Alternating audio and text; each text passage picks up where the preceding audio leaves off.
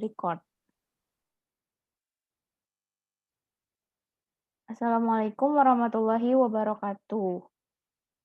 Perkenalkan kami dari kelompok 4, Fakultas Farmasi, mata kuliah mata kuliah analisis farmasi, akan menyampaikan tentang materi monografi bahan padat. Kami beranggotakan Hulaini Wihda, Hanif Miftah, Nur Amrina, Fitria Febri, Sela Dewi, Kunti Sekaring Hapsari. Berikut materi yang akan kami sampaikan. Latar belakang dari monografi bahan padat ini ialah obat pada dasarnya merupakan bahan yang hanya dengan takaran tertentu dengan penggunaan yang tepat dapat dimanfaatkan untuk mendiagnosa, mencegah penyakit, menyembuhkan atau memelihara kesehatan. Oleh karena itu, sebelum menggunakan obat harus diketahui sifat dan cara pemakaian obat agar penggunaannya tepat dan aman. Tablet merupakan sediaan padat kompak yang dibuat dalam takaran dosis tunggal dengan menggunakan penambahan bahan pembantu dan dicetak menggunakan mesin yang sesuai menggunakan tekanan tinggi.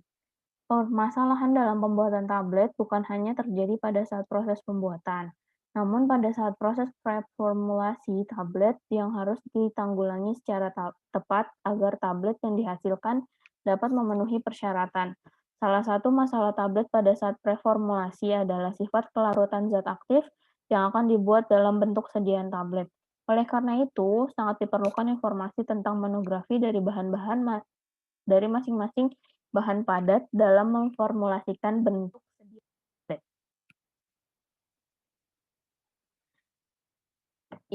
Berikut contoh monografi dari bahan baku padat yang ada di Farmakope Indonesia.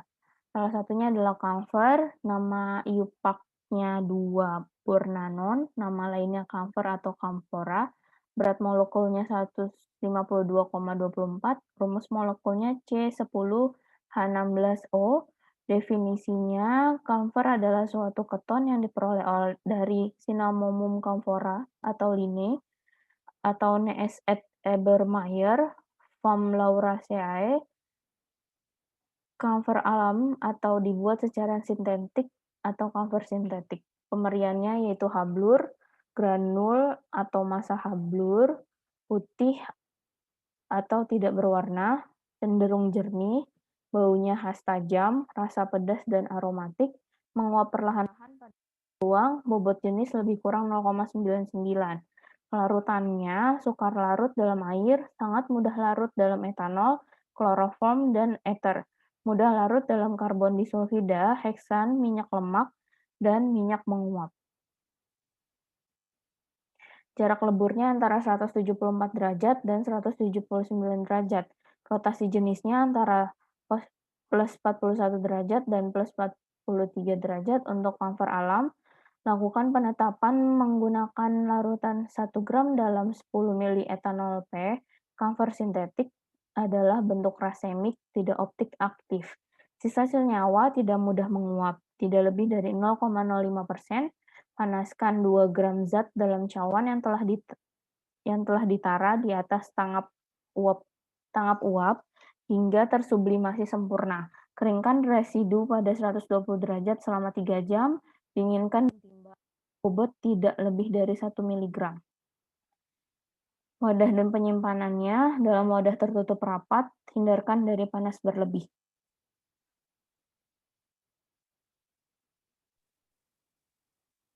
Itu saya akan menjelaskan asam salisilat. Nama lainnya yaitu salisilik asid, berat molekulnya yaitu 138,12. Standarnya asam salisilat mengandung tidak kurang dari 99,5% dan tidak lebih dari 101% C7H6O3, dihitung terhadap zat yang telah dikeringkan. Untuk pemeriannya, hablur biasanya berbentuk jarum halus atau serbuk halus, rasa agak manis, tajam dan stabil di udara. Bentuk sintetisnya warna putih dan tidak berbau. Jika dibuat dari metil salisilat alami, dapat berwarna kekuningan atau merah muda dan berbau lemah mirip mentol. Untuk larutannya yaitu sukar larut dalam air dan dalam benzen, mudah larut dalam etanol, dalam eter, larut dalam air mendidih, agak sukar larut dalam kloroform. Untuk identifikasinya yaitu menunjukkan reaksi salisilat seperti tertera pada uji identifikasi umum. Jarak leburnya yaitu antara 158 derajat dan 161 derajat. Susut pengeringannya yaitu tidak lebih dari 0,5%. Lakukan pengeringan di atas silika gel P selama 3 jam. Sisa pemijarannya tidak lebih dari 0,05%.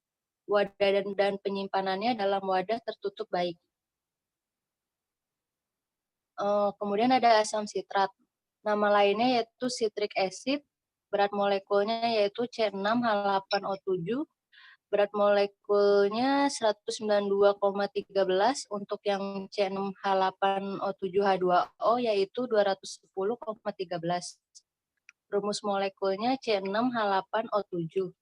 Standarnya, asam sitrat berbentuk anhidrat atau mengandung satu molekul air hidrat, mengandung tidak kurang dari 99,5% dan tidak lebih dari 100,5% C6H8O7.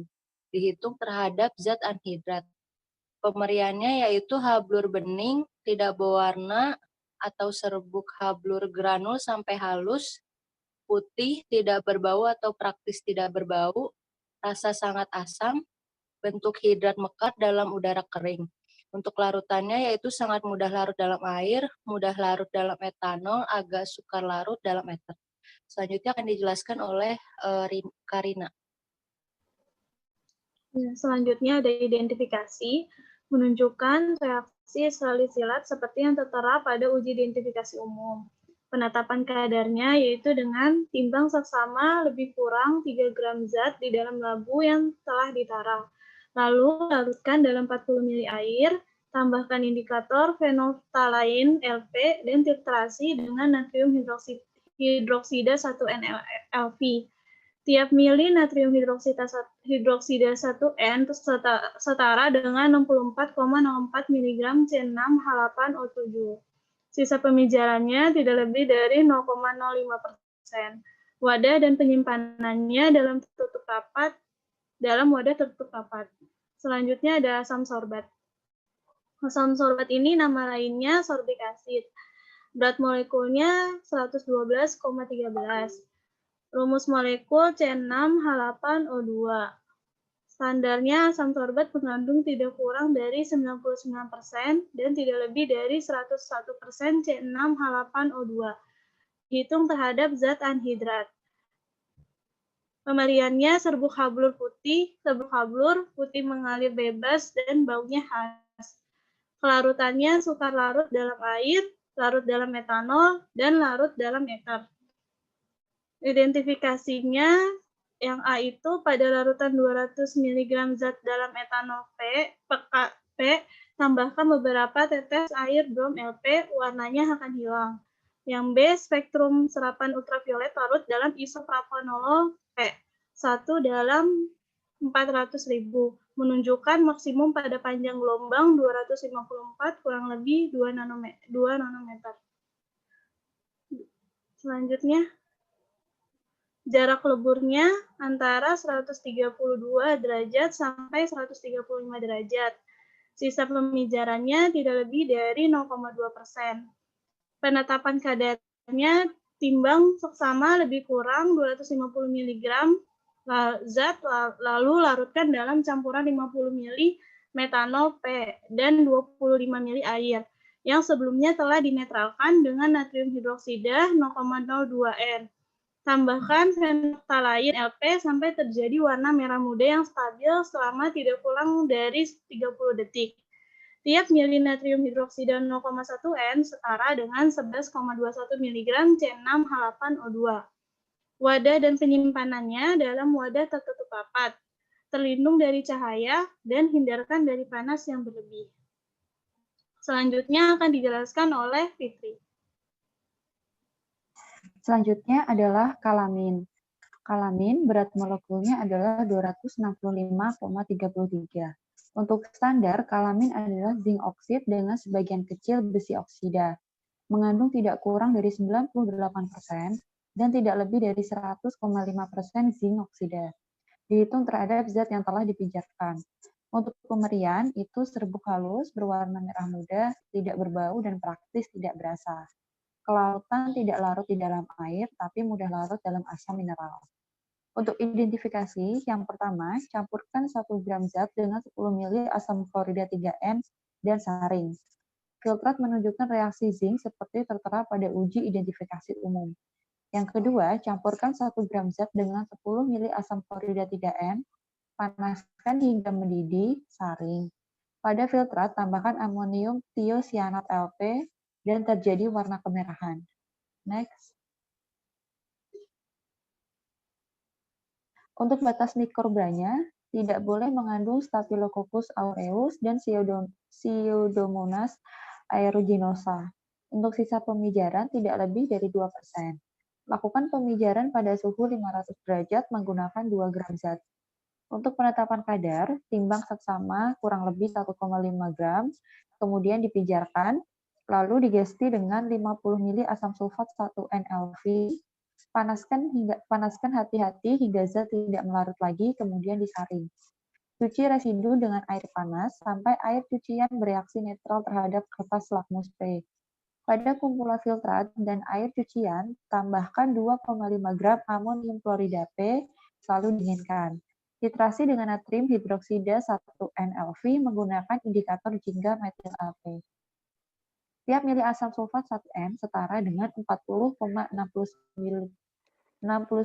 mg zinc oxide. Wadah dan penyimpanan dalam wadah tertutup baik. Next. Lalu ada kalium iodida dengan nama lain potasium iodida. Berat molekulnya sekitar 166, rumus molekulnya adalah Ki. Untuk standar, kalium iodida mengandung tidak kurang dari 99% dan tidak lebih dari 101,5% kalium iodida. Dihitung terhadap zat yang telah dikeringkan. Pemeriannya hablur heksahedral, transparan atau tidak berwarna, atau agak buram dan putih. Atau bisa juga serbuk granul putih, agak higroskopik, dan larutan menunjukkan reaksi netral atau basa terhadap lakmus. Untuk kelarutan, sangat mudah larut dalam air, terlebih dalam air mendidih, dan mudah larut dalam gliserin, larut dalam etanol. Selanjutnya ada identifikasi kalium iodida. Larutan menunjukkan reaksi kalium dan iodida seperti tertera pada uji identifikasi umum. Susut pengeringan kalium iodida tidak lebih dari 1%. Lakukan pengeringan pada suhu 105 derajat selama 4 jam. Penetapan kadar kalium iodida timbang seksama lebih kurang 5.000 mg zat. Larutkan dalam lebih kurang 1 mili air dan tambahkan 35 mili asam klorida P. Titrasi dengan kalium iodat 0,05 mLV sampai larutan warna coklat hitam berubah menjadi coklat pucat. Tambahkan 2 atau 3 tetes amaran LP. Titrasi perlahan sampai warna merah berubah menjadi kuning. Wadah dan penyimpanan dalam wadah tertutup baik. Selanjutnya ada kofein. Nama lainnya kafein, nama IUPAC-nya 1,3,7 trimetilsantin. Bobot molekulnya C8H10N4O2 anhidrat sebesar 194,19. Monohidratnya bobot molekulnya 212,21. Rumus molekulnya C8H10N4O2. Standar kofein. Kofein berbentuk anhidrat atau hidrat yang mengandung 1 molekul air. Mengandung tidak kurang dari 98,5% dan tidak lebih dari 101% C8H10N4O2 dihitung terhadap zat anhidrat. Pemeriannya serbuk putih bentuk jarum mengkilat, biasanya menggumpal, tidak berbau, rasa pahit, larutan bersifat netral terhadap kertas lakmus. Bentuk hidratnya mengembang di udara. Kelarutannya agak sukar larut dalam air dan dalam etanol. Mudah larut dalam kloroform, suka larut dalam eter. Identifikasi kafein yang pertama, spektrum serapan inframerah zat yang didispersikan dalam minyak mineral P menunjukkan maksimum hanya pada bilangan gelombang yang sama seperti pada kafein BPFI. Identifikasi kafein yang kedua, waktu retensi puncak kafein pada kromatogram larutan uji sesuai dengan larutan baku seperti diperoleh pada penetapan kadar. Baku pembanding, kafein BPFI tidak boleh dikeringkan, simpan dalam wadah tertutup rapat terlindung cahaya. Sisa pemijarannya tidak lebih dari 0,1%. Penetapan kadar kafein, lakukan penetapan dengan cara kromatografi cair kinerja tinggi seperti tertera pada kromatografi. Wadah dan penyimpanan, simpan kafein hidrat dalam wadah tertutup rapat dan kafein anhidrat dalam wadah tertutup baik. Penandaannya pada etiket harus dicantumkan bentuk anhidrat atau hidrat.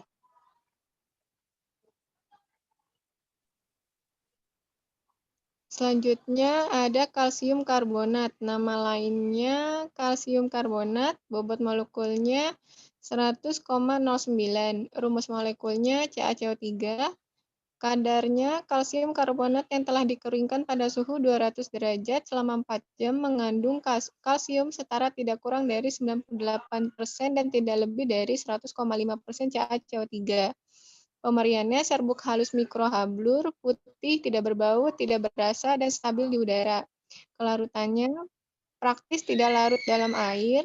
Kelarutan dalam air meningkat dengan adanya sedikit garam amonium atau karbon dioksida. Adanya alkali hidroksida menurunkan kelarutan tidak larut dalam etanol.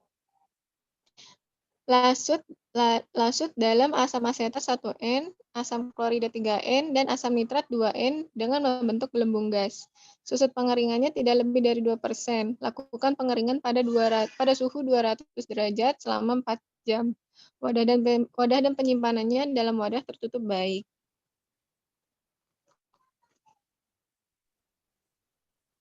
Selanjutnya ada hidrokortison asetat, nama lainnya hidrokortison asetat, nama IUPAC-nya kortisol 21 asetat, bobot molekulnya 404,50, rumus molekulnya C23H23O6, rumus bangunnya bisa dilihat sendiri, ada di pojok kanan atas. Kadarnya, hidrokortison asetat mengandung tidak kurang dari 97,0%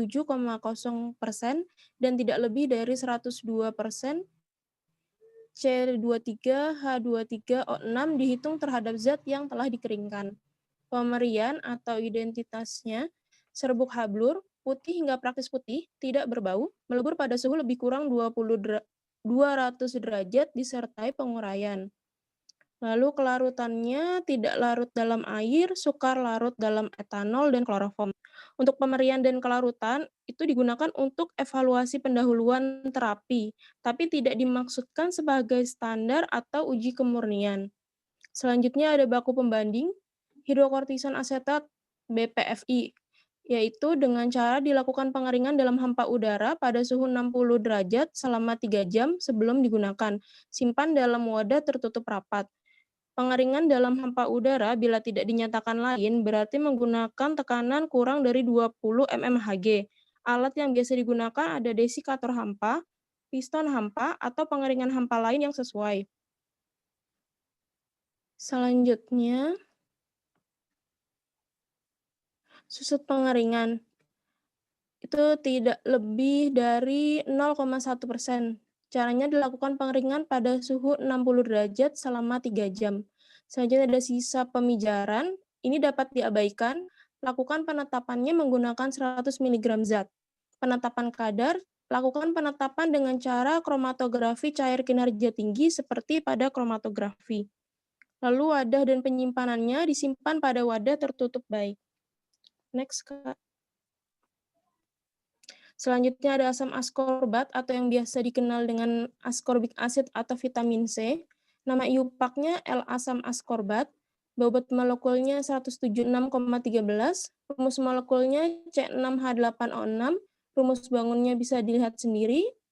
Lalu kadarnya asam askorbat mengandung tidak kurang dari 99,0% dan tidak lebih dari 100,5% asam askorbat. Pemeriannya dia hablur atau serbuk, putih atau agak kuning, Oleh pengaruh cahaya, lambat laun menjadi berwarna gelap, dalam keadaan kering, stabil di udara, dalam larutan cepat teroksidasi dan melebur pada suhu 190 derajat. Kelarutannya mudah larut dalam air, agak sukar larut dalam etanol, tidak larut dalam kloroform, dalam eter, dan dalam benzen. Baku pembanding digunakan asam askorbat BPFI, yaitu tidak boleh dikeringkan, simpan dalam wadah tertutup rapat dan terlindung dari cahaya.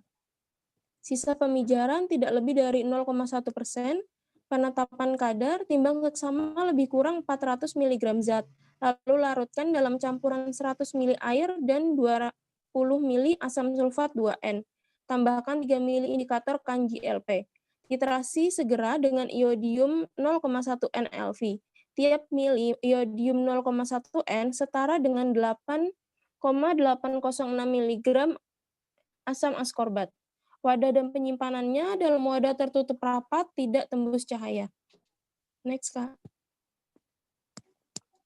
Kesimpulannya, masing-masing dari bahan padat memiliki monografi yang berbeda-beda dan dapat dilihat pada Farmakope Indonesia. Spesifikasi dalam monografi meliputi jenis pengujian, prosedur pengujian, dan kriteria penerimaan untuk memastikan identitas, kekuatan, kualitas, dan kemurnian bahan. Sekian presentasi dari kelompok kami, kurang lebihnya mohon maaf. Wassalamualaikum warahmatullahi wabarakatuh.